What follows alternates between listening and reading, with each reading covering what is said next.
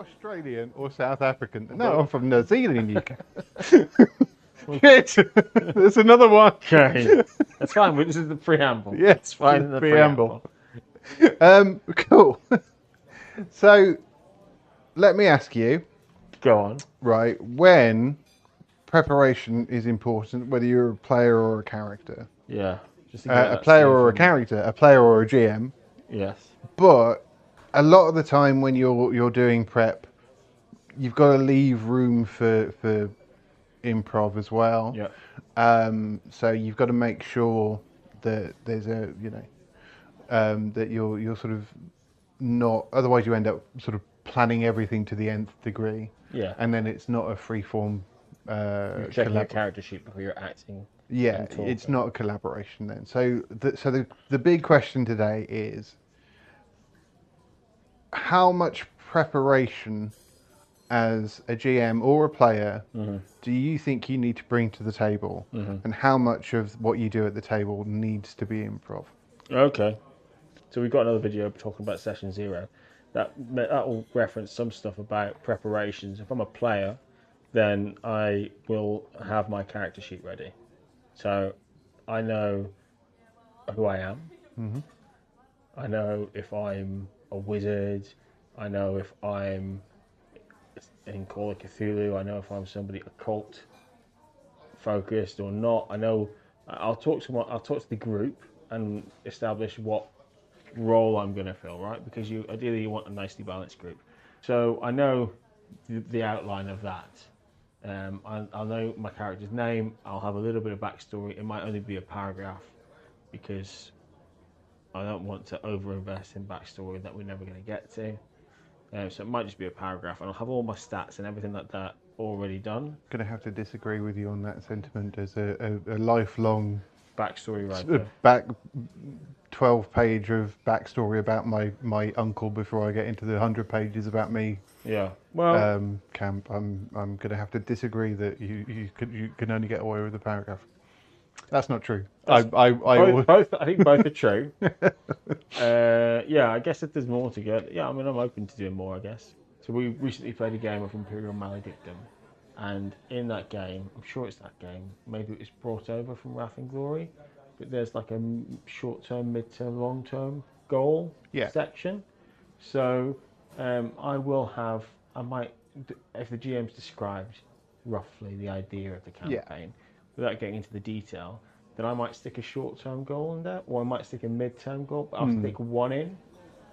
I mean, there's going to be probably a whole thing of us sitting down talking about characters, but I think going off what you're saying, I think it is really important to understand that regardless of whatever else is going on, that character lived before. Yes. And if the dice are in your favour and I'm not playing in one of your games, presumably that character will continue to exist. Yeah. Well, we've already spoken about the need for you to buy more different dice.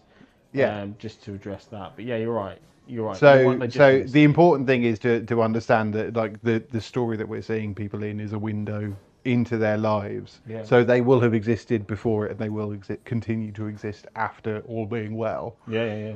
So having having that kind of understanding, knowing where they've come from, knowing where they're going, is going to sort of give a rough idea of where they want to be at the end. Is a good way, to come in with your character. But also not being afraid to change it. So the GM will agree, right? So maybe I'm somebody who wants to have their own vessel in a sci-fi game, right? I want to have my own ship.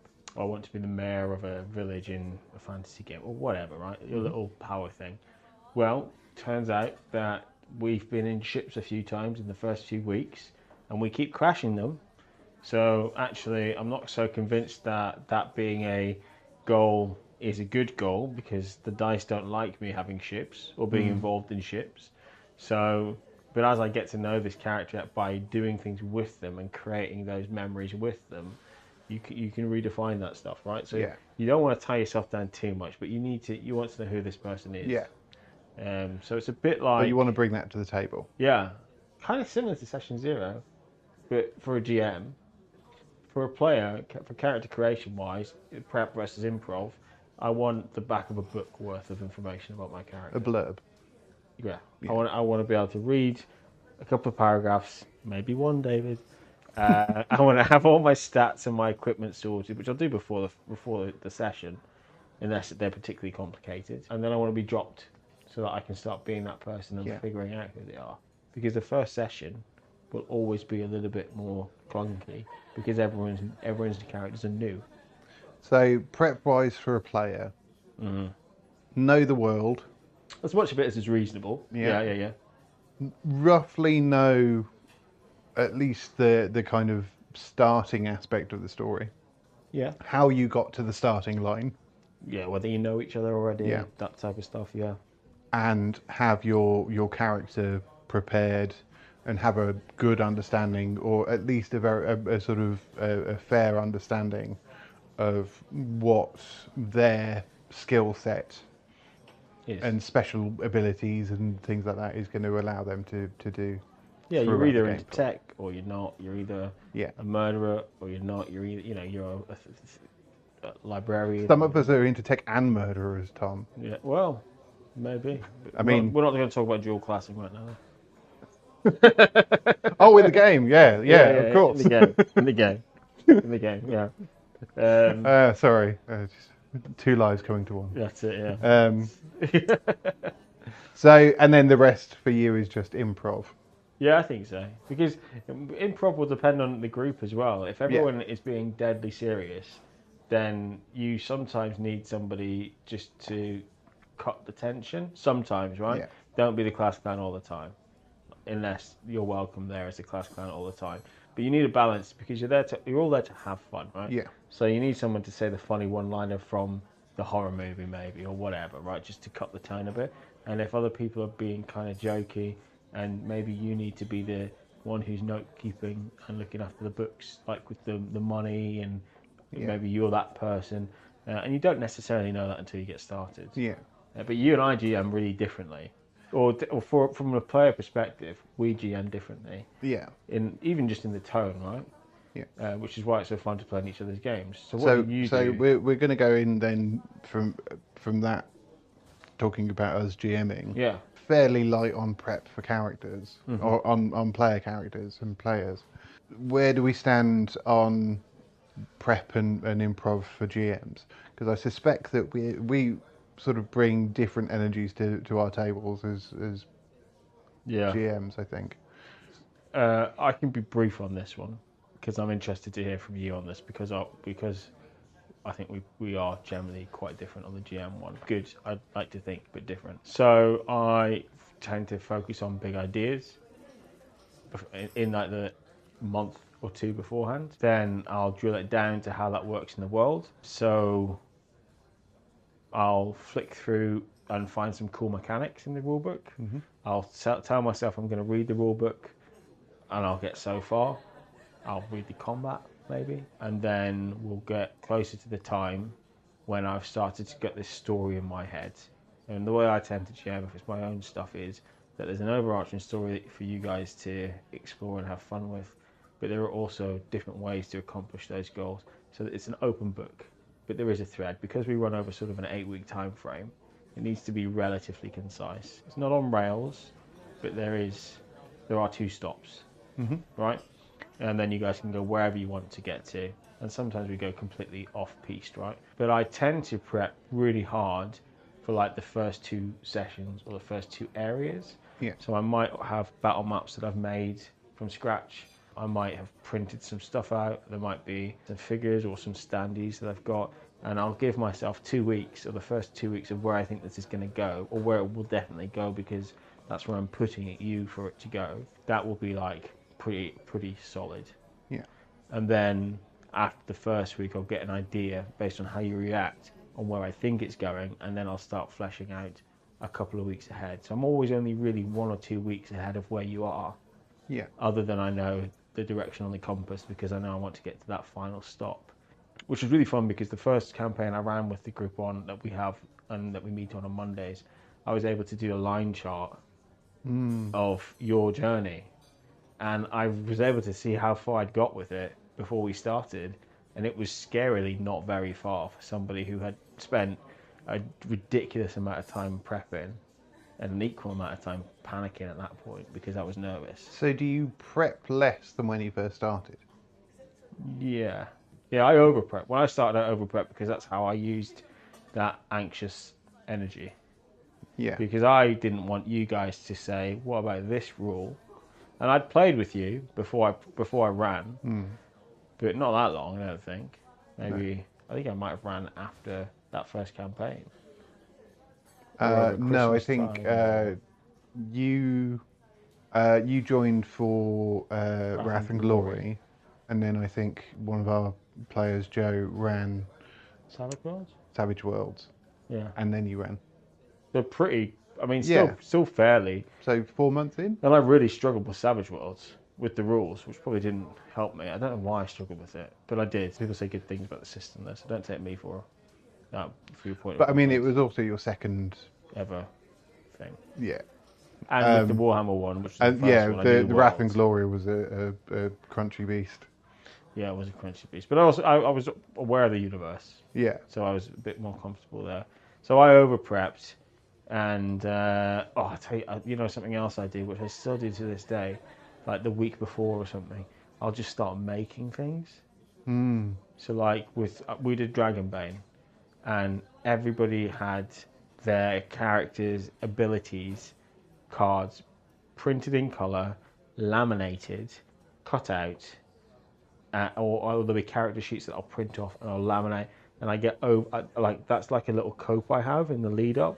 Yeah. It makes me feel like I'm doing stuff and preparing. So you're moving forward with something, but you're not necessarily rolling the stuff over and over in your head again. Yeah, but you also get the little. But am I prepared enough? Yeah. Am I doing? Is this procrastination? But if you can read the rulebook like a month before you're going to run it, it's all there. So don't worry. You can open the rulebook at the table and flick through it, or you can ask one of your players to read through it and flick through it.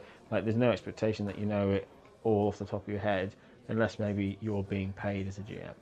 In which case, there is that expectation. Yeah, you need to know what you're doing. Yeah. So, what about you? So the over prep really speaks to me as well, because I am high improv in everything that I do for many reasons. One of the main reasons why is because of that kind of anxiety of like, because I either try and predict everything or accept that I can predict nothing. Both of which are equally terrifying. Yeah, but if I try and predict everything, I will sit there for hours, and it will eat me up, and I'll prep everything out, and then I'll take it to the table, and invariably something that I never thought of will occur, and I'll end up having to improv anyway. So and you'll be annoyed that you've done all that work and nobody touched it. Although, interestingly, and I will always remember this as like a pivotal moment for me learning about sort of GMing and stuff. There's a chap, I will shout him out, his name's Ross Barlow. He made a game called Kasplat, which is a really fun game, very sort of cartoon heavy based, but he created that. And I met him at Contingency, and I will remember this for a very long time. He wanted us in the world to go in a certain direction to this warehouse. Yeah. And because it was a cartoon world, the warehouse grew chicken legs. Okay. because we were faffing around trying to figure it out. The warehouse grew chicken legs and came to us. Nice. That's a really good way of doing that. So, you know, obviously that's super sort of specific to the What's It game, to a cartoon style game. And that's where I kind of got to the stage where I realised that when you're prepping, you can have it behind the screen, and if something is behind a door and somebody opens the wrong door, until that door's open and you tell somebody what's through it, it could be anything. Yeah, that's true. So the door that if you want them to find a key, and they open the drawer but not the cupboard, it can be in Unfortunately, I learnt that a little too late for bad habits not to form. We've all got bad habits, yeah. So now what I tend to do is I go high improv. I'll have a rough idea, but similar to you, like the first sort of session will be planned out as much as I can. Yeah. And then from there on, once everybody's established, once I know where people are going and that kind of thing, I usually tend to stay a week or so in front of people and have a rough idea. We're not that far away then once we get going. No, once we get going, but I tend to not go in with any kind of high expectations. And on more than one occasion, I have been in situations where the players have done something, or I've introduced an NPC that the players have appreciated more than the villain that I planned to be the big bad guy. So do you know what I mean? So like, I may have had these sort of long sort of arcs planned, and then suddenly people are far more interested in going down this avenue, and I've come to terms with the fact that I can really follow that down to the point where quite a lot of the feedback that I get from people that I play with over several sessions is that usually my first session is significantly more stunted than others. Yeah. Because my first session is the only one that You've had the opportunity to I've prep for, done for myself. Yeah. And then everything else is kind of Which is a really nice way of playing. I love playing your games for exactly that reason. And I'll shout out a quick story. This is one of my favourite stories because I got to play in this game twice. We were prepping for a convention we were going to, and it was the annual Christmas game our group have, which David will generally run. It's a tradition, and we had to kill Santa Claus, and we decided that we needed to go to the North Pole to kill Santa Claus because that's when Santa Claus is, because it's not Christmas. But we decided, well, that's a very long way to go. You've got to think about getting there. You've got to buy winter coats. You've got to deal with the elves, the cost involved. So instead, we decided to go to an orphanage and camp out in the orphanage because Santa Claus visits every house between Christmas Eve and Christmas Day. So we set traps for Santa Claus, who turned into a giant demon thing, I think, and we basically... Don't forget the ninja nuns. The nuns were ninja. Yeah, the orphan nuns were ninja. It was like a convent. It was like Annie or something. The orphanage from Annie. Yeah. And yeah. Yeah, I think they were sort of not treating the orphans particularly well. Yeah, they were using them for slave labour, and they were, you know, they discovered that the nuns had martial arts capabilities, and there was a bit of a conflict. Which was hilarious because ultimately we managed to kill evil Santa Claus, and I think the children were freed by the end of it. And it was in a table that everybody was comfortable having those topics in. The second time we played it, and he went and got drunk with a elf. Yes. Who was happy to be free.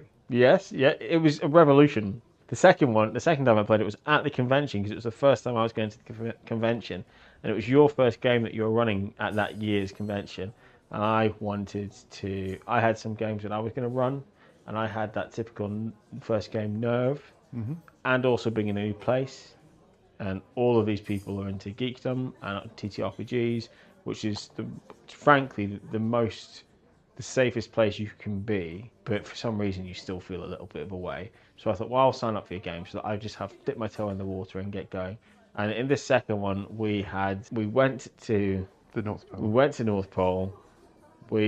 Santa died in a way which I'm not going to describe on this because I don't know who's listening, but it went totally differently. We sabotaged the North Pole and we eventually killed him, and both of those things. So structurally, I think you'd planned for the second one, but you had in no way, in terms of, you had an idea of what the North Pole might look like. But I don't think you planned out how we would act in it. So it's worth noting, actually, within that context. So when I was talking, what I was talking about before in regards to I'll plan the first session and then we'll move on from there. That's how I tend to do campaigns. When I do my longer campaigns or my 8 weeks, I will tend to stay a week in front of everybody else. Yeah. And the first one is Sunday. When my level of prep for a one shot is an entire Stanley Cup full of the strongest coffee I can find. Yeah. A small piece of paper with "Wouldn't it be good if?" I've seen this piece of paper actually. Wouldn't it be good if X, Y, and Z? Yeah. Usually a pun for a title. Yeah, that's true. So I did A Twist of Fate, which was literally trying to unsettle a English countryside fair. Yeah. Known as Fate. You know. Yeah. So usually a pun. Yeah. And a broad idea of what I want. So I think one of my favourites that I took to the con last year was From Dusk Till Dawn. Nice. Which is great because if you're doing it as a convention, right, that tells the players what the tone is. Yeah. It also gives them the world. Exactly. So you're doing a lot with that one title, whereas... But that was literally the most I had going in. I think I put a brief description of going back to a toy shop and things like that. But yeah. But this is what I tend to do. It's often lovingly referred to as my usual nonsense on our Monday nights, because basically I'm renowned for if all else fails, break glass in case of emergency. Yeah. So I think ultimately what it comes down to, or forgive me if I'm wrong, but I think what we've sort of established here is probably depends on the person. Good. Because I know one of our GMs at our Monday group, he will have scripts written down. He will have every room written down to the nth degree. And it's worth saying that his descriptions are the best descriptions. He's the best GM at describing and telling you what you're seeing with his words, because he's decided what that is. Yeah. Like, he's very, very descriptive, which is awesome. And it's a different style, which is one of the benefits of switching between our GM styles. Yeah. And we're learning from each other as well. And becoming one Mighty Morphin Megazord. Is that what it was? Whatever the Power Rangers turned into. Yeah. Or a GM. Voltron. Yeah. But I mean, and he will sort of have everything prepared and everything, and it very rarely feels like we don't have a choice in the stuff that we're doing. No. I mean, railroading is a different kind of thing to sort of to go into, I think. Yeah. But ultimately my feeling on railroading conceptually is it only matters if you see the rails. For sure, because you can, again, it's its own thing, but you can get into it for like pacing and all kinds of stuff. And you can also get into it to remove that analysis paralysis that every table will suffer when the door is there and nobody wants to try the handle. Yeah. So you see what the hinges are made of. You see what the other buildings in the street look like, and it's like, just pull the handle, right? But the GM we're talking about is, I don't think it is. I think we both don't think it's railroading, actually. No. And in fact, the most recent stuff, because they're iteratively changing their style, the most recent stuff is the opposite. It's a sandbox. Yeah. Where they've tried a couple of sandbox campaigns and they have nailed it this time. Nailed it. Where, there's sort of a short-term goal thing and a long-term goal thing, and we know that the short-term goals are going to be more prepared for, and more achievable in a session or a couple of sessions. And we know that, and then as you tick those off, you move closer to the long-term goals, and it's the perfect balance. I think we did an anonymous feedback survey, and it looked like it was all pretty good. But I mean, the anonymous feedback survey was also kind of telling us the kind of level of prep that he does. Yeah, I guess you're right. You know, and you know, it feels like because he's run it a couple of times. I don't know why we're being candid about. We've mentioned everybody else. I don't know why we're being candid about mentioning Rich. Hopefully, you won't mind. No, not. We'll just use his first name. Ask for forgiveness, not Um, permission, right? Yeah. yeah, but you know, so he will. But I feel like when because he's done it a couple of times, but I feel like every time we do a form, he's Mm. listening to the stuff that's Oh coming yeah, it back. changes the next one because Um, of the degree of prep. and as well, so I think I don't know, like he's done it a couple of times. He's run the Warhammer stuff a few times, and every time I get the feeling that he's actively trying to better himself. Yeah, I get that for sure, which is lovely to see and lovely to be part of actually because you get to experience these stories which are they sometimes they have different tones. You do different things in the sessions and in the campaigns, but I think it's probably the most marked improvement when you look at because it's run over one system or two systems really that I can say I, that last campaign was yeah, better than every other Warhammer campaign you've run, and I can tell you why, and I yeah, can tell you that you could tell me why as well, yeah. right? But we're getting into a Rich, you're very But good, mate. That's all you're getting out of us, man. yeah, Because it's getting too soppy now. it's an anonymous form for a reason. Yeah, We love you, Rich. yeah, yeah, exactly. But the point is that I think from you know, and Joe is very similar as well. One of the other guys Yeah. in our group that does. So he will do. I think he's more along the lines of you, Mm-hmm. where he will do a certain amount of prep, but Mm-hmm. he doesn't mind sort of coming in a bit more with improvising and things like that. Yeah, yeah. I think myself and Rich are probably at the two sort of extreme Yeah, I think you ends probably are. of prep versus improv. Yeah, and Joe and I are in the middle. And then Richard doesn't run that often actually, and James so far hasn't run yet because he's recently come back to the group. Richard, I think, prepped quite a lot for the one shot because he doesn't run a lot. He ran a one shot last year, which was like a Rick and Morty D&D one shot thing. I got the impression that he prepped quite a lot for it actually. Well, that was his first.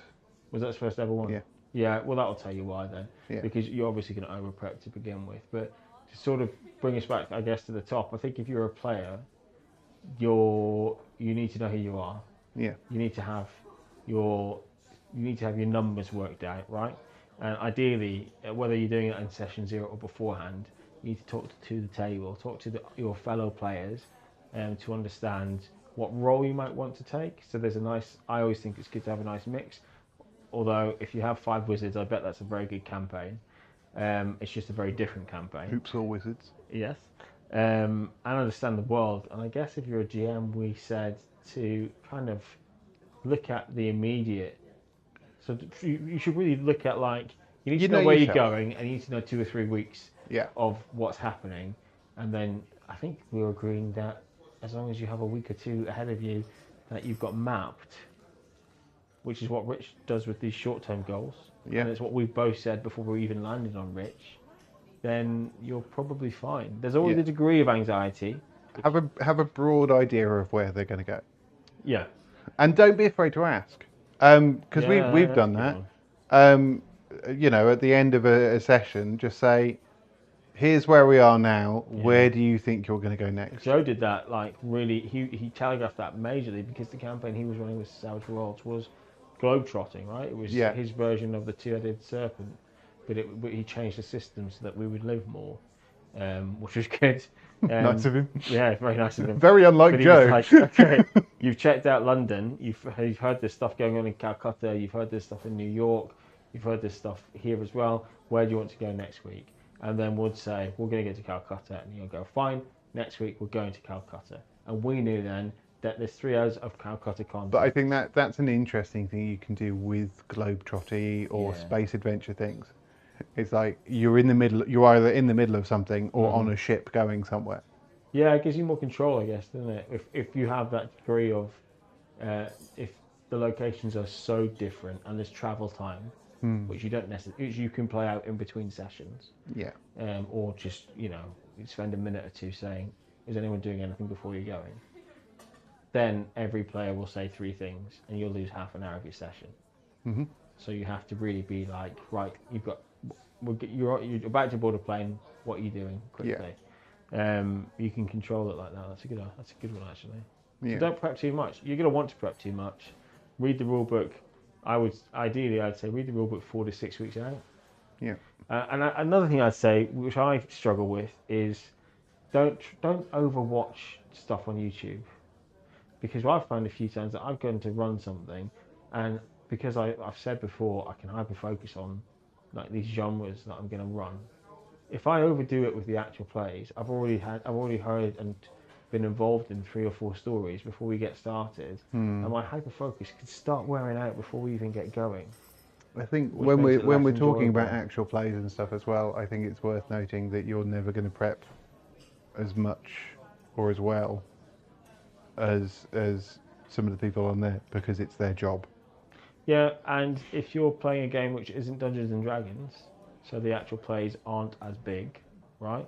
Other than the main 1 or 2 that there will be, Oxventure or whatever, right? They also get the rules wrong. So they aren't the best for prep. It's important that you read the rule book, I think, before you start doing the actual play stuff. Because if you're watching it and you're going, okay, that's actually not how that works, that's fine. You can square that circle in your brain. But if you watch it first and then read the rule book, that can get a little bit squirrely. Not that you have to be 100% on the rules all the time. So, ultimately, what it comes down to, everyone's individual. Prep as much as you feel is necessary, but be prepared for the fact that your players are immediately going to go in the wrong direction. Yeah. And try your best to compensate with a bit of improv, which you can go for classes for. And please try not to get so salty over it if they don't go to the warehouse when you want to, and if they don't go to the warehouse when you want to, move it, let it grow legs. Yeah, remember, you're the GM. You're the one running the game, but it isn't your campaign. It's the whole table's campaign. So if there's something that you want to tell, if there's a story that you want to tell, then it's also okay to say to your players, "There's a story I want to tell here." Yeah. So, and they'll be a little bit more open to the major beats. You know what I mean? That you don't want to railroad them, but you can say, I've got a story that I've got a storyline mapped out, and that I want to run, which is the overarching story. Obviously, guys go and do stuff as we play, but in terms of the main thing, actually, for this 8-week slot, there's something I want to land, or there's a way that I've set it up that I want to land it, like I did with the aliens, where we had 3 different characters and we swapped different where we were with the different characters throughout it. That was a bit more of a railroad, that one. But I mean, we're in the middle of a space station. It's easy to railroad people in a space station because there's only one way out. Yes, it is. That's why you were there. So the important thing is that we're all delicate individuals and we all need to do our own thing. Yes, but and we all need to praise the Dragon Emperor. All hail the Dragon Emperor. All hail the Dragon Emperor. Cheers, motherfucker.